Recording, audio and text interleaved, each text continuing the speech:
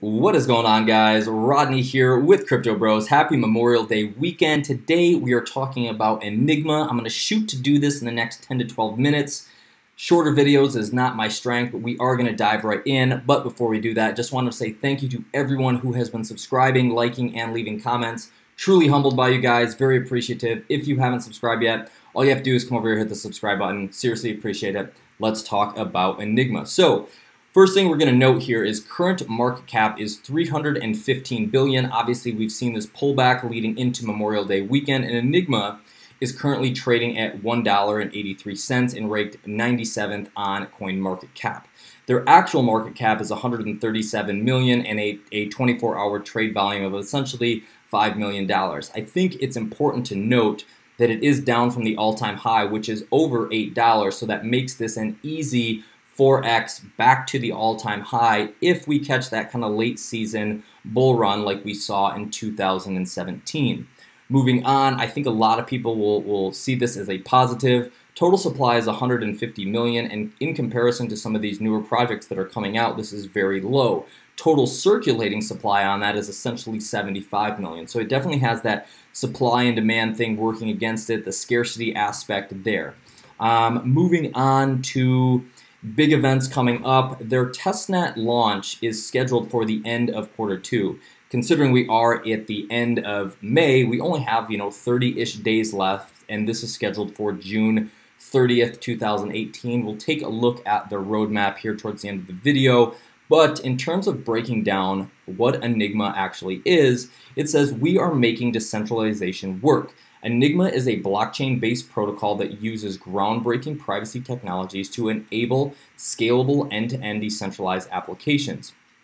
Essentially what they're saying is that without scalability and without privacy, all these blockchains are useless, and that's the two major issues they're looking to solve, privacy and scalability. We're no stranger to this aspect. So essentially, in the privacy sector, they're saying, like, look, on a blockchain, everything is public and anybody can see it. All the nodes have to process all the transactions, and they have to see that as well. So there really isn't any privacy aspect in that. So they're A, looking to solve that, and then 2, scalability. Computing on the blockchain is too slow and expensive. Storing and computing over very large amounts of data on the blockchain is not feasible. So again, what they're going to be doing there is moving large computations off-chain so their actual protocol can continue to run quickly. So again, as we kind of break down this part, this is a video, totally recommend watching that. It's a little over a minute, breaks everything down, super clean, far better than I can deliver the information, but it says Enigma can solve both.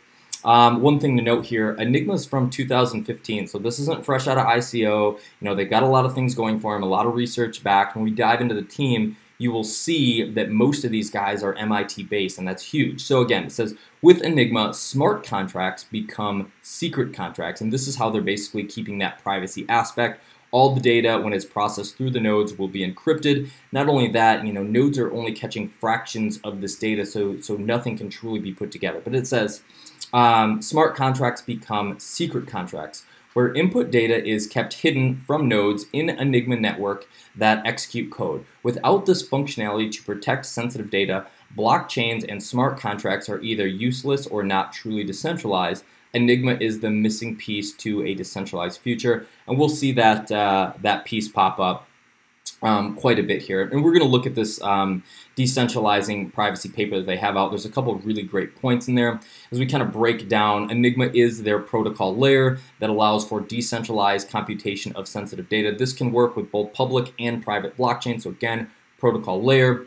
Their platform layer, dozens of platforms such as data marketplaces and AI exchanges can be built, and the application layer enables thousands of truly decentralized apps that require private computation and secured data. So here, just talks about some of the industries and spaces they're getting into. Nothing is too groundbreaking. We see this quite often. Again, the personal data spot. Users can collectively, independently monetize their data while still keeping it private from companies who wish to perform analysis. We were going to jump into that when we check out some of this, that privacy paper. Again, we've seen it in the healthcare ordeal with medical records, stuff like that. Here they're talking about credit. Borrowers can establish their trustworthiness in a decentralized banking system without exposing their data directly to lenders. And I think this is the coolest one. The Internet of Things, value is created through decentralized data marketplaces for rapidly growing Internet of Things. These marketplaces will require privacy for off-chain computations to be successful at scale. They do have an application built, and it is called Catalyst. We can actually check this out really quickly. This isn't quite my bag, but it may be some of yours, and it says Catalyst is an algorithmic trading library for crypto assets written by Python. Essentially what they do is it's an algorithm. You can connect it to these different exchanges and kind of set up rules and plays for it to make plays, make trades, do that type of thing for you based on this algorithm. Again, not my thing, but I think it's worth noting that it has over 15,000 installations and growing. And there's a couple of videos on their actual website that you can watch here. When they break it down, they connect it to Bittrex. Super interesting piece there, but not necessarily for me. The team, I don't know if I mentioned this earlier or not, but this team has been touted as one of the most promising or one of the best teams in the crypto space. Again, that's speculation, but and that's people's opinions, of course. But again, if we look at what we have on there, CEO and co-founder, MIT Media Lab, 10 plus years of software development, MIT Sloan MBA. So we've got a lot of very smart people. Another MIT, going down. A lot of these guys have a lot to bring to the table and a lot of experience. And I think, especially in this space, that is key. Again, not formed, been around for a while, growing, continuously building, working, doing that thing. As we go down to their advisors, MIT Media Lab Entrepreneurship Program, Pantera Capital, CEO of Abra, co-founder and CEO of NerdWallet. So again, guys, just a lot of people bringing a lot of value into this project. You can totally check all of these guys out on their LinkedIn. So I recommend doing that because it's fairly impressive. So anyway, moving on to their actual roadmap. And actually, if we go up here, we can see the simple fact: blockchain without privacy are useless, or blockchains without privacy are useless. Smart contracts without privacy are useless. If these technologies cannot work without privacy, then new privacy technologies are truly useful innovation. So again, they're really pushing that aspect. So if we go down to their roadmap, we can see here we are, Q1 2018, not currently, but just outside of that, data marketplace released, but here we are, Discovery 2018. This is where stuff starts getting good. Enigma protocol MVP is coming out. There's secret contracts 1.0, DApp data privacy and Ethereum integration. Testnet for 2018 coming out roughly 30 days from now. Mainnet sometime in Q3. Moving on to 2019, smart contracts 2.0, same ordeal, Testnet and mainnet launch. Once we hit the later part of 2019, we have another testnet launch, another mainnet launch, and we'll end up in 2020. So over the next, 2.5 years, there's a lot of work in play. And this isn't like one of these overly ambitious, roadmaps. They know what they're doing. They know where they're going. They're going to continually to improve their product and move on. So that is what we have for there. So moving on, the last couple things I want to wrap up are the white paper and their privacy paper. First one is their privacy paper. I think this portion of there is definitely worth noting in here. Basically, it says companies use a bunch of different ways to collect our data and a bunch of tools to do that. Most of the time, we don't actually know that they're doing it, which I think in today's world is a little bit different. But as we go down to this part, this is probably my favorite part of the entire review video. It says, throughout this paper, we address the privacy concerns users face when using third-party services. We focus specifically on mobile platforms where services deploy applications for users to install. Especially in today's age, we are putting apps on our phone, apps on our computer, apps everywhere. Every time we do anything, we have to sign it up. So it says where services deploy applications for users to install, these applications consistently collect high-resolution personal data of which the user has no specific knowledge or control, meaning like, if we don't give them this data, we can't have whatever app it is that we want. And while it's free, technically, is it really free? So I'm going to go through this green part here and we'll wrap this up. But it says, our framework focuses on ensuring that users own and control their personal data.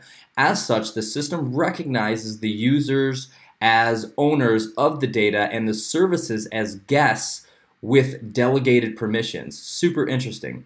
Data transparency and auditability. Each user has complete transparency over what data is being collected about her and how they are assessed. And then fine-grained access control. One major concern with mobile applications is that users are required to grant a set of permissions upon sign-up. These permissions are granted indefinitely, and the only way to alter the agreement is by opting out, like I mentioned before. Instead, in our framework, at any given time, the user may alter the set of permissions and revoke access to previously collected data. One application of this mechanism would be to improve existing permissions dialog in mobile applications. While user interface is likely to remain the same, the access control policies would be securely stored on blockchain where the user is allowed to change them. Super interesting piece there. I actually love that they're focusing specifically on the mobile piece, just because what we've seen with mobile is how big it's become and that everybody uses their phone. Last but not least, just a couple key points in the white paper, which is 15 pages. Not a bad read. It does get fairly technical on the bottom, but a couple things here just to kind of wrap up what Enigma is. It says Enigma is private. Using secure multi-party computation, data queries are computed in a distributed way without a trusted third party. Data is split between different nodes and they compute functions together without leaking information to other nodes. Specifically, no single party ever has access to its entirety. Instead, the party has a meaningless piece of it. So that is how they're kind of breaking down that, fractifying, it's not even a word, breaking the pieces of information and processing through the node so that it's just small fractions of it. Nothing is in large scale, so they can't leak the data. And then it says Enigma is scalable. Unlike blockchains, computations and data storage are not replicated by every node in the network. Only a small subset perform each computation over different parts of the data. The decreased redundancy in storage and computations enables more demanding computations. The key and utility to Enigma brings to the table the ability to run computations on data without having access to the raw data itself. And then it gives you just a small example of how this may work. And it says, for example, a group of people can provide access to their salary and together compute the average wage of the group. Each participant learns their relative position in the group, but learns nothing about the other member's salary. So just a very simple example there, just to kind of give people an understanding here. And again, you guys can go through the white paper if you so choose to, but here are a couple. Those were a couple important points that I thought were worth noting. Overall, as we wrap this thing up, I think I'm getting close to the 11, 12 minute mark, but undervalued could definitely be used as a term to describe Enigma in 2018. I think once they kind of get this testnet launch running, get their mainnet out there, start gaining even more traction, even though it's been for a while, we could definitely see a very powerful project coming from these guys. Overall, guys, that's all I have for you today. Hoping that I kept this short and sweet so it was digestible. All that being said, guys, have a super great rest of your weekend. Appreciate you. If you haven't subscribed, love to have you. Very humbled. Check you guys later. I am out of here.